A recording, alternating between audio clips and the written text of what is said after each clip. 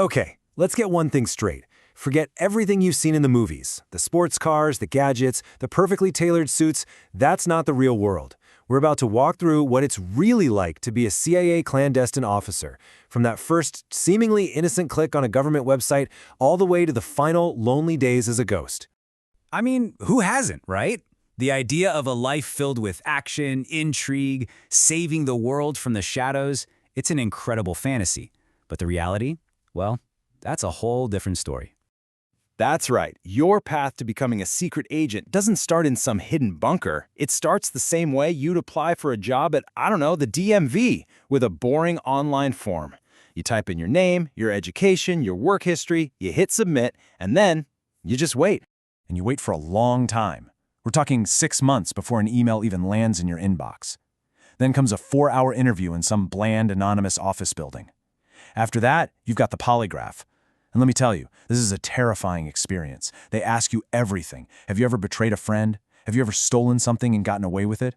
Somehow you pass. And then, almost a full year after you first click submit, a letter arrives. Congratulations, you're in the CIA. So you think you've made it? Not even close. Now the real test begins. You're shipped off to Camp Peary, Virginia, a massive 9,000-acre training facility that everyone on the inside just calls the farm. For the next year and a half, this place is going to be your entire world. At the farm, your entire life gets boiled down to one single concept: mastering tradecraft. This isn't just a list of skills. It's the core curriculum for survival. It's the art and the science of being invisible, of being persuasive, and yeah, when it's absolutely necessary, being lethal. You learn to see things that no one else does, like that same beat-up car in your rearview mirror for the last 3 turns. You learn how to just melt into a crowd at a department store and slip out through a loading dock. You're cracking real safes, you're planting bugs, and, most importantly, you learn how to recruit assets, which is just the agency's clean-sounding term for convincing another human being to betray their own country. The pressure is just relentless. The constant deception, the moral gymnastics you have to do in your own head, it breaks people. Look at this number, 40%. 40% of your class won't make it to graduation. They'll just wash out. So what does it take to be one of the ones who makes it? It's not about being the strongest or the fastest. It's about being able to compartmentalize, to do some really tough things during the day, and then go home to your family and act like you just pushed paper. It's about becoming an expert liar, especially to the person in the mirror. But you did it. You graduated. They hand you a badge and a cover identity. All that training is finally over, and your real life as a CIA operations officer is about to kick off. You're heading out into the field. So your first assignment lands you in an embassy, somewhere in Eastern Europe. On paper, you're a political attaché, but that's just your cover. Your first target? He's not some supervillain. He's a lonely, mid-level bureaucrat who has a really bad habit of gambling and losing. You spend months, literally months, becoming his best friend.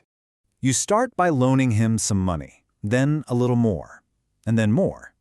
Pretty soon he owes you $50,000, and that's when you stop asking for the money back. Instead, you just ask for a few documents. Nothing important, you tell him. But it is, and he knows he has no choice. You've just acquired your first asset. You proved you can do the job.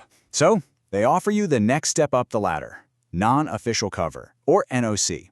And the jump in risk is it's astronomical. See, under official cover, if you get caught, you have diplomatic immunity. You get expelled from the country and that's it. As an NOC, the CIA will deny they've ever heard of you. You're facing prison, torture, or worse. You take the job?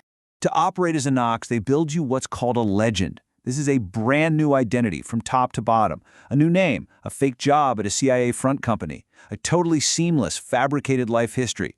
Your own parents think you quit the government years ago to work in international sales. You have to live this lie 24/7. You are completely and utterly alone. So, the years go by. You have some close calls in Beirut and Afghanistan, but you survive. You've proven you can handle the field. Now, you're moving up. You're no longer just an operator, you're becoming a commander. See, as a commander, the danger completely changes. It's not so much a physical threat to you anymore. It's a threat to your conscience. You're not the one kicking in doors anymore. You're the one deciding which doors get kicked in. And you're the one responsible for the lives of the people on your team. You eventually become chief of station, which means you're the top CIA officer in an entire country. and you are constantly caught in the middle.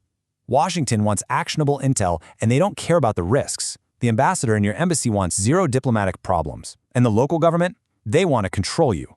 Every single decision you make is a high-wire act.